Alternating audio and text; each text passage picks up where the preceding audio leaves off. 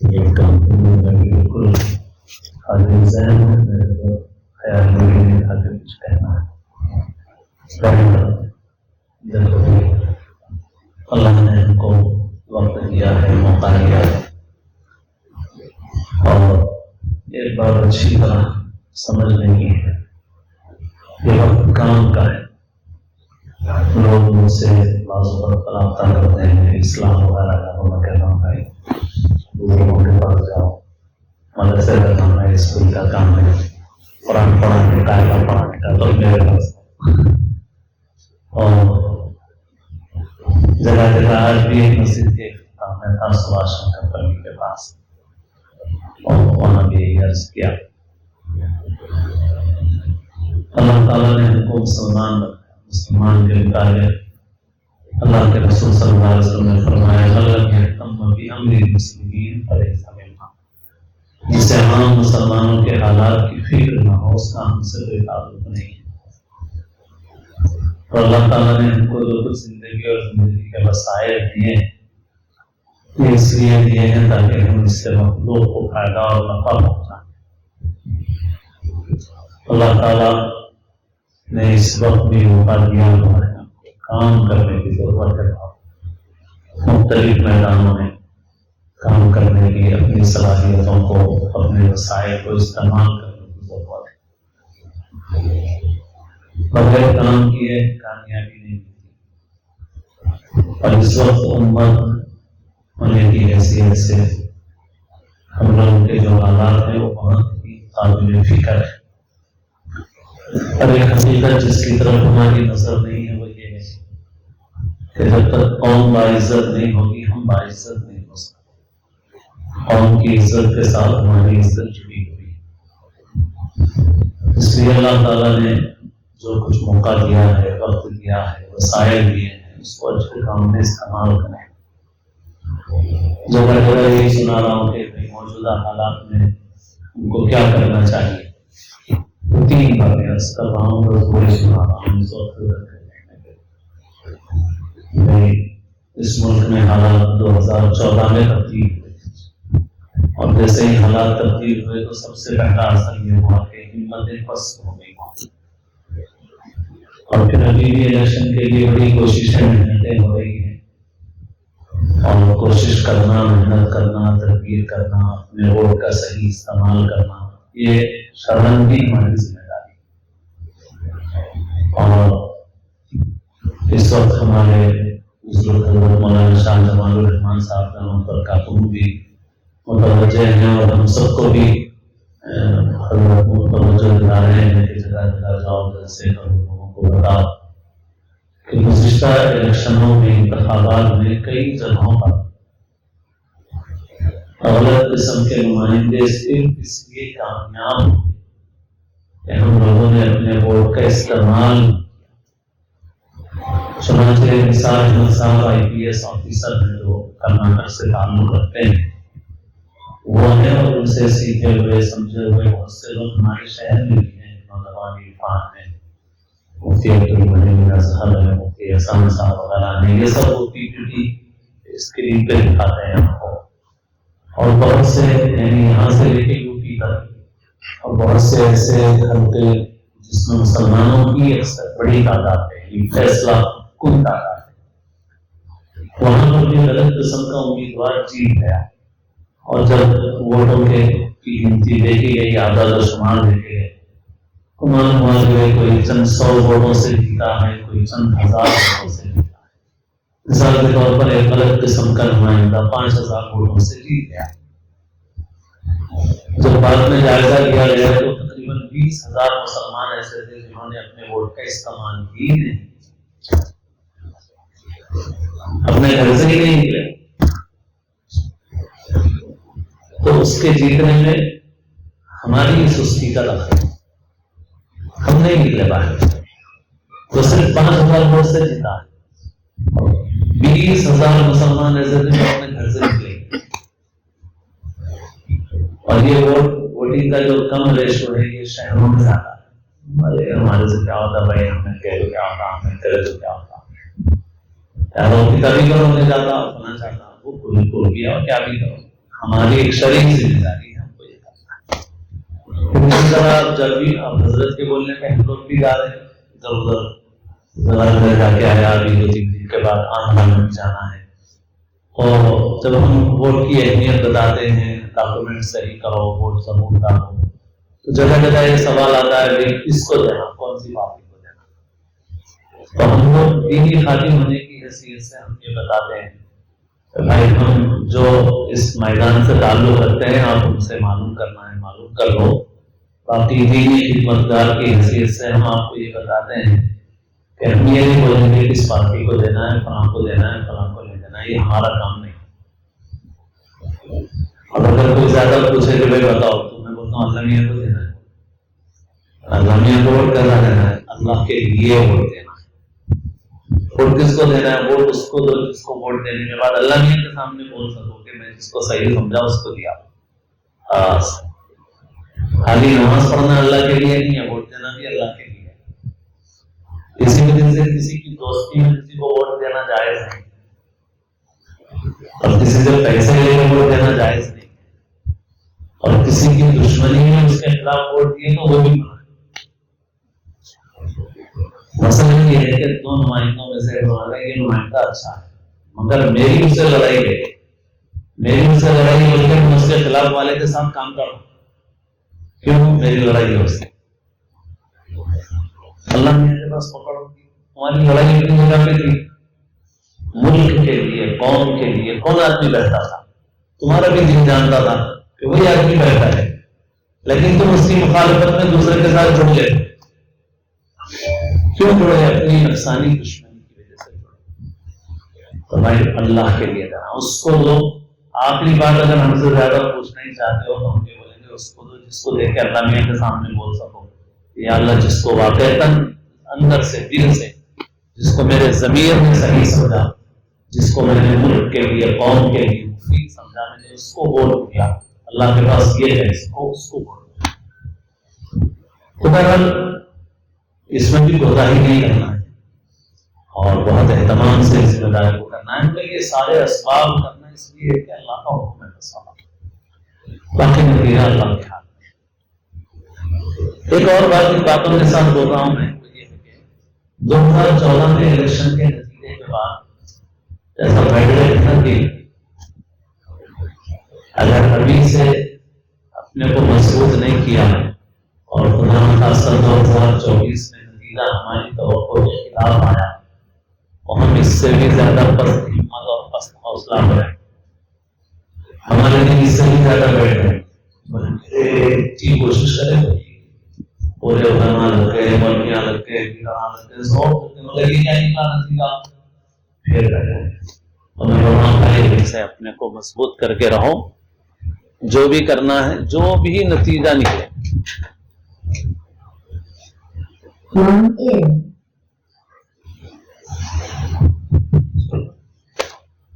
نتیجہ چاہے جو بھی نکلے، اگر اپنی ہمت اور حوصلے کو مضبوط رکھنا ہے اور مسلمانوں کو اس ملک میں لمبے وقت تک محنت کرنا ہے۔ ایک مرتبہ 2 نوجوان آئے، 25 سال کے نوجوانوں کی ہمت کا یہ حال ہے تو ہم لوگوں کا کیا ہونا ہے؟ آئے آپ کے بڑے بڑے شاہجہاں صاحب کے پاس بھی جا رہے ہیں لوگ، آپ کے پاس بھی آئے، حالات سے بہت پریشان ہیں ہم لوگ، پتہ نہیں کیا ہو جاتا۔ تو میں ان کو بتایا یہ کام کرنا ہے، بولے آپ اتنے ہم کام بتا رہے ہیں، ہمارے کو ایسا 6 مہینے میں کیا ہو جاتا ہے۔ دشمن یہ چاہتا ہے، دشمن یہ چاہتا ہے کہ ہم لوگ ذہنی طور پہ پست سے پست ہو جائیں، اسی وجہ سے وہ جرم کرتے ہیں، پھر اس کو پھیلا رہے ہیں خود ہی کو۔ ایک آدمی کو، ایک نہتے آدمی کو مارتے ہیں، پھر اس کا ویڈیو وائرل کرتے ہیں۔ مگر ہماری بھی غلطی یہ ہے کہ ہمارے پاس ایسا کوئی ویڈیو آتا ہے تو دشمن کے مقصد کو ہم پورا کرتے ہیں۔ ہم کیا بولتے ہیں؟ ہم اس کو آگے بھیج کے بولتے ہیں اگر تم مسلمان ہے تو اس کو پھر کافر ہے ان کو جو ہے، اگر تم بیوقوف ہو تم اس کو پھیلا کے دشمن کا کام کر رہے ہو۔ دشمن چاہتا ہے کہ ایک آدمی کو مارو، اتنا پھیلاؤ کہ ہر دیکھنے والا ڈر کے پس۔ تو بعض اوقات میں دوستوں کو یہ بولتا ہوں کہ اگر آپ حالات حاضرہ اس کا حل یہ سلمان سے درجے ہو گئے آپ ہمارے پاس کوئی ایسا حل سننے کے لیے آنا چاہتے ہیں کہ 2 سال میں ایسا ہو جائے گا، 4 سال میں ایسا ہو جائے گا، تو بجائے جلسے میں آنے کے آرام سے گھر چھوڑ کے خواب دیکھتے ہو، جلسے میں آنے کی ضرورت نہیں۔ ہم کو اگر اپنے حالات کو بہتر بنانا ہے تو ہم کو برس محنت کرنا ہے۔ جن لوگوں نے اس وقت اس ملک میں کامیابی حاصل کی ہے، گزشتہ 100 سال سے اور خاص طور پہ 70 سال سے لگاتار محنت کرنا ہے، وہ فیلڈ ورک کرنا ہے، میدانی کام کرنا ہے۔ ہم چاہتے ہیں کہ بس 2 سال میں دیکھتے ہیں، ایسا نہیں کرنے والا نہیں۔ تو میں کیا کرنا ہے اس ملک میں، 3 باتیں بتاتا ہوں۔ نمبر 1 ہے رجوع کرنا، اللہ سے اپنا تعلق صحیح کرو، نمازوں کی پابندی، گناہوں سے توبہ، خاص طور پر ظلم سے، جیسا جرم ویسی سزا۔ ظلم کریں گے اللہ تعالیٰ ظالموں کو ہمارے اوپر مسلط کریں گے۔ بات سمجھ لو اچھی طرح۔ آج ظالم اس لیے مسلط ہو رہے ہیں کہ ہم ظلم کر رہے ہیں۔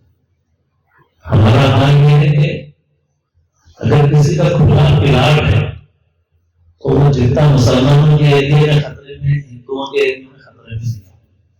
صحیح بولوں گا تو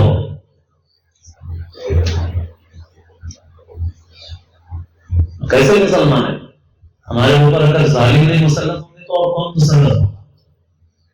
جو خالص مسلمانوں کے ایریے ہیں ان کے اندر پلاٹ ہے اور ہم چند برس تک نہیں گئے تو پلاٹ چلے جاتا، پوری زندگی بھر کی کمائی باہر رہ کے سارا دن رات ایک کر کے 20 بچوں سے دور رہ کے کمایا 10-20 لاکھ کا پلاٹ، پورا کا پورا ہضم کر کے ماشاء اللہ داڑھی بھی ہے، نماز میں بھی ہے، رمضان میں بھی ہے۔ توبہ استغفر اللہ۔ ظالم اللہ کے پاس گردن نہ دیتی۔ مسلمانوں کی بستیوں میں جتنا قتل ہو رہا ہے ان کی بستی میں خالی دعوت میں لڑائی ہوئی دسترخوان میں حسین اعظم کے پاس، تو 3 کلومیٹر تک دوڑا کے یہ بہادر جا کے اس کو قتل کر گیا۔ سبوتوں میں بیٹھ کے بات کر رہے ہیں، قتل ہو رہا۔ اللہ نے قرآن شریف میں جتنا سخت و مضمون قتل کے متعلق بیان کیے کسی اور چیز کے متعلق نہیں۔ ومن يقتل مؤمنا متعمدا فجزاؤه جهنم خالدا فيها وغضب الله عليه ولعنه واعد له عذابا عظيما۔ جو کسی مسلمان کو مومن کو جانتے اس کے عمل قتل کر دے، اس کا بدلہ جہنم ہے، اس میں ہمیشہ ہمیشہ رہے گا، اس پر اللہ کا غضب ہے، اس پر اللہ کی لعنت ہے، اللہ نے اس کے لیے عذاب عظیم تیار کر کے رکھا ہے۔ اور میرے دوستوں کیا ہے، ہماری بستیوں میں قتل ویسی ہے، ہماری بستیوں مسلمان کی عزت و آبرو کا محافظ ہوتا ہے۔ غیر کے ساتھ بچی کو دیکھو تو غصے میں آ رہے ہیں، مگر اپن کیا کر رہے ہیں؟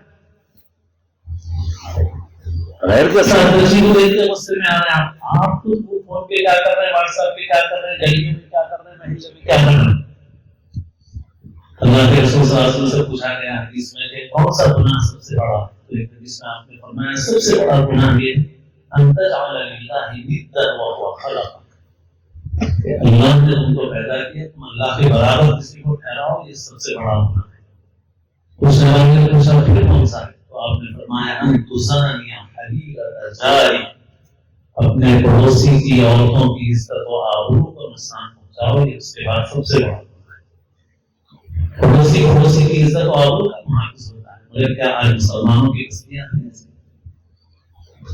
ہماری آبرو خالی گھر سے بچنی چاہیے، ہماری عورتوں کی آبرو، اور مسلمان ہے تو کیا اس کے لیے سب کچھ جائز ہے، حلال ہے اس کے لیے۔ تو بہرحال میرے دوستوں آج ہمارے حالات ایسے ہیں تو گناہوں سے توبہ، خاص طور پر ظلم اللہ کے رسول کو پسندیدہ ہے۔ ظلم کرو گے، اتنی نمازیں پڑھو، اللہ کے ظالموں کو مسلط کریں گے، اللہ کا کام ہے۔ تو سب سے پہلی چیز اللہ کی طرف رجوع، گناہوں سے توبہ، نمازوں کی فرائض کی پابندی۔ یہ شاید میرے کو ایک گاؤں میں جلسہ تھا، جیسے بات نہیں بنے، اور صاحب میں حیدرآباد میں ایسے محلے میں رہتا ہوں 100% 200% مسلمان ہو سکتے ہیں، مسلمان ہی مسلمان ہے، مگر ہمارے محلے کا حال یہ کہ رات بھر بیٹھ کے چبوتروں پہ باتیں کرتے رہتے، فجر کے وقت اٹھ کے گھر میں چلے جاتے، ارے بھائی 5 منٹ نماز پڑھ لے گا، 100% 200% مسلمان کا محلہ ہو سکتے ہیں، مگر امام صاحب کے پیچھے فجر میں خالی 6 نماز کی رہتی ہے۔ کبھی یہ آگے سکتی میرے دوستوں. اللہ سے تعلق سب سے میں حیدرآباد میں پیدا ہوا مگر جب بچے میں نے پہلی بار بولے تو میں بھی یقین نہیں کرا. میں تو سوچ بھی نہیں سکتا تھا میرے بچے کا آپ کا چند سال پہلے ایک بھارت شہر میں مسلمانوں کی محلوں میں بھی ہٹے کٹے مسلمان اچھی خاصی تعداد میں روزہ چھوڑ دے بغیر کسی وجہ سے. میں بولا نہیں ہے کون بولے ایسا ایسا ہو سکتا.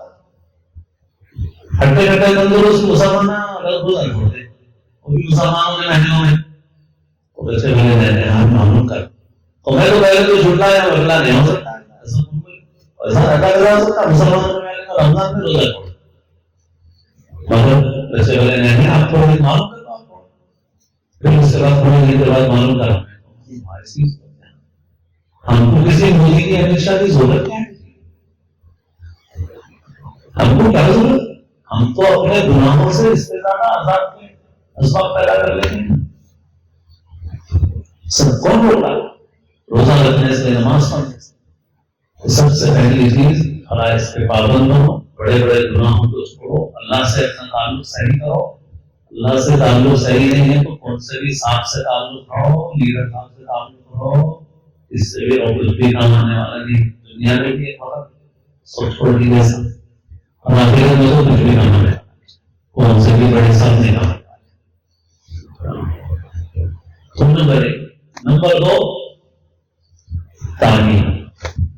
اپنی اولاد کو بھی پڑھاؤ اور صحابی سنایا ہے مرتبہ شروع کر دی تو جو مولانا لینے آئے تھے باہر نکلنے کے بعد تو مولانا گھر سے باہر بیٹھ کے کھانا کر رہا تھا. الحمدللہ 40 مہمان ہیں مسلمان ایسا لگا ہمیں بڑے بڑا نام رہا مولانا آپ جس چیز کو خوشی کی چیز سمجھ رہے ہیں وہی ہم کی چیز ہے. آپ ایئرپورٹ میں اندر کرسی میں جتنے مسلمان آئے وہ نہیں بتائے. آپ بولے ٹیکسی چلانے والے 40 مسلمان آئے تو مسلمان آپ کسی مقام پہ پہنچا ہوا ہے وہ نام آٹو کا ڈرائیور بنا ہوا ہے.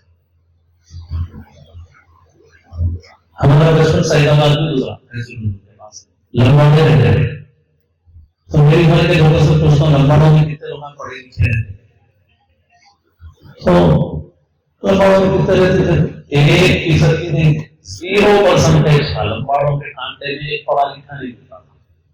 مگر آج کی یہ حقیقت ہے ہمارے باپ دادا کی اور ہمارے دور کی بات نہیں ہے ہماری آنکھوں کے سامنے کی بات ہے. 10 سال کی عمر میں جس قوم کو ہم یہ دیکھے تھے کہ اس قوم میں 0% کا تعلیم کا آج 40 سال گزرنے کے بعد ہم دیکھ رہے ہیں کہ وہ قوم مسلمانوں سے تعلیم میں آگے ہیں. مسلمان تعلیم میں لمباڑوں سے بھی پیچھے ہیں. دیکھو میری عمر کے جتنے لوگ ہیں دیکھو پوچھو کیا تھا لمباڑوں کا حال کیا. محبوب نگر کے سارے جو سوشل ایکٹیویٹی میں بھی ہیں میرے کو بتائے تھے محبوب نگر سے تعلق رکھنے والے لمباڑ اور قبیلے کے کئی نوجوان بڑے بڑے آفیسر بن گئے. اور ایک نوجوان اس وقت انہوں بولے کہ اس وقت مغربی بنگال کا چیف سیکریٹری محبوب نگر کا لمباڑا قبیلے کا ایک نوجوان. چیف سیکریٹری کتنا بڑا ہوتا ہے معلوم ہے آپ کو. سی ایم نہیں چلاتا ریاست چلاتا ہے چیف سیکریٹری. تو وہ لمباڑے جن کو ہم آج سے 40 سال پہلے اپنی آنکھوں سے دیکھے تھے کہ ان کے اندر تعلیم 0% تھی. آج وہ تعلیم میں اتنے آگے بڑھ رہے تھے. آج وہ چیف سیکریٹری بن گئے ہیں اور بڑے بڑے عہدوں پہ پہنچے ہیں. مسلمان ان سے پیچھے ہے. میں خود اپنے گاؤں میں آبائی گاؤں میں 2 سال رہا ورنگر سے رہے تو گاؤں میں نام نہیں لیتا میں احتیاط کے خلاف بھی بہت مسائل. تو بہرحال وہ لوگ جو پسماندہ چھوٹی ذات کے تھے جن کا مہیلا کم سے باہر رہتا تھا جو ہمارے سامنے چپل پہن کے نہیں کھڑے رہتے تھے جو ہماری بھینسوں کو دھوتے تھے ہمارے پھولوں کو دھوتے تھے ہمارے کھیتوں کا کام کرتے تھے. آج ان کے پاس بھی پڑھائی کا پرسنٹیج زیادہ ہے. مسلمان اس سے بھی پیچھے ہیں. اب آپ شہر سے تھوڑا باہر ہیں آپ زندہ یہاں سے بالاپور تک مسلمان مل جائے تھوڑا بالاپور سے آگے ایل بی نگر سے لے کے اوپر تک چلے جاؤ. آپ ایک راؤنڈ مار کے آ جاؤ اور غیر مسلموں کی بستیوں کو دیکھ کے آؤ اور آپ یہ بتاؤ کتنے بچے ان کے اسکول نہیں جاتے وہ بتائیں. ان کے 100% بچے اسکول جاتے. آپ کو خالی یہی چکر لگانا ہے, کہیں دور نہیں جانے کا ہے. خالی نہیں, یہاں باہر بھی لو آپ, بالپور سے نکل کے پیچھے بیر پیٹ سے نکل کے ایل بی نگر اوپر کام آ کے جان اندر کی بستیوں میں چلے جاؤ آپ, اور آپ جا کے دیکھو مزدور پیشہ, گھروں میں کام کرنے والے, عمارتوں میں کام کرنے والے, آسماندار قسم کے بھی تو ہے مسلم ہیں. میں آپ کو پورے یقین سے بول سکتا ہوں 99% بچے ان کے اسکول جا رہے ہیں, 1% بھی ان کے بچے ایسے نہیں ہیں جو اسکول نہیں جاتے.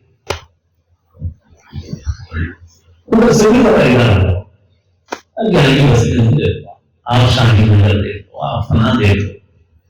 ابھی 2-4 دن پہلے نوجوان ملے مصطفیٰ نگر میں, خالص آپ کی سلم آبادی میں ہندو لوگ اسکول چلا رہے ہیں, سورہ فاتحہ بھی پڑھا رہے ہیں, دلش کے بھی کام پورے کرا رہے ہیں, دوپہر کا کھانا دے رہے, وظیفہ دے رہے, اور آپ کے بچوں سے یہ سارے کام خالص آپ کی آبادی میں کرا رہے ہیں, شاہی نگر میں کرا. تو ہے کام تعلیم سب سے بڑھ کے اپنے بچوں کے دین اور ایمان کی حفاظت کے ساتھ تعلیم, اپنی طاقت جو لگا سکتے ہو لگاؤ اس کے اوپر. بغلی رحمانی نوجوان کا ویڈیو چل رہا ہے, بہت قابل تعریف ہے, بہت مثالی نوجوان ہے. اس نے جو کام کیا ہے 24 سال کی عمر میں جہاں ہمارے بچے گاڑیوں میں پھر کے بدماشیاں کر رہے ہیں, وہ نوجوان دیکھو اس نے 5-6 کروڑ کو جمع کر دیا, 10 کروڑ کا ٹارگیٹ بنا کے اسکول بنا. ہر جگہ بناؤ, ہر محلے میں بناؤ, جہاں بنا سکتے ہو. اپنے اطراف کی آبادیوں کی فکر کرو, ان آبادیوں میں تعلیم کے ادارے قائم کرو, اور اپنی قوم کو تعلیم سے آراستہ کرو. ورنہ اللہ کا کوئی قانون ایسا نہیں ہے کہ آپ خالی دعائیں کرتے رہیں اور آپ کے حالات بدل جائیں گے. مجھے نہیں معلوم کون سا دین ہے ہمارا دین. تو ہمارا دین یہ نہیں بولا کہ مسلمان مسلم تو بیچ تعلیم کھیت حل جو دیں گا, اور مسلمان 2 رکعت نماز پڑھ کے سلام بھیج دیا تو بیچ خود بہت چلے جائے گا, کھیت خود بہت ہو جائے گا. ہے ہی نہیں ایسا. آپ نے اگر محنت نہیں کی تو جو ذلت ہے آپ اس سے بھی نیچے جا رہے ہیں, جاتے ہیں. تو رجوع اللہ, اللہ سے اپنا تعلق جوڑو, نمازوں کی پابندی, فرائض کی پابندی, گناہ سے بچنا, خاص طور پر ظلم سے بچنا, اور مسلمانوں کی تعلیم کے لیے محنت کرنا. اور تیسری چیز ہے مسلمانوں کی معیشت, وہ کماؤ اور صحیح خرچ بھی کرو. دونوں کا سوال ہونے والا ہے اللہ کے پاس. میرا اکتسب وفیما انفقا. آئی ٹی والے سورس آف انکم صحیح ہے تو خرچ کہیں بھی اڑا دیا, چھوڑ دیتے تمہارے بازو میں اڑاؤ, بازو میں اڑاؤ. آئی ٹی والے چھوڑ دیتے, اللہ نہیں چھوڑنے آتے. حلال طریقے سے کمانے کے بعد بھی اللہ کے پاس یہ جواب دینا ہے کہ مال آپ نے کہاں پہ خرچ کیا. اور مال کمانے سے منع نہیں کرتے, بلکہ ہم تو بولتے ہیں خوب کماؤ مال. مال کمانے کے لیے محنت کرو, تجارت میں محنت کرو, کاروبار میں محنت کرو, بہترین کاروبار کرو. اور تجارت کا بہت وزن ہوتا ہے. آپ کے پرائم منسٹر نے کبھی آپ کی ٹوپی نہیں پہنی, مگر بوہروں کی شال ضرور اوڑھی ہے, بوہروں کے پیشوا کے پاس ضرور ہے. کیوں نہیں معلوم ہے آپ کو؟ ٹریڈنگ اور تجارت کا وزن ہے. مال میں آگے بڑھو تو 3 چیزیں, رجوع اللہ, تعلیم اور معیشت, اپنی اکنامی کی حفاظت. یہ 3 کام ہے مسلمانوں کے کرنے کے. اللہ نے جو زندگی, جو وقت, جو موقع, جو وسائل دیے ہیں اس کو اس کام میں استعمال کرو, تو پھر انشاءاللہ یہاں کی بھی کامیابی ہے, وہاں کی بھی کامیابی ہے. ورنہ غفلت کے ساتھ اگر زندگی گزاریں گے اور ہماری قوم باعزت نہیں رہے گی تو ہم کبھی بھی باعزت نہیں رہیں گے. ہماری عزت ہماری قوم کے ساتھ جڑی ہوئی ہے. اللہ تعالیٰ ہم سب کو حالات کا صحیح راہ پر جو کچھ کرنا چاہیے اس کے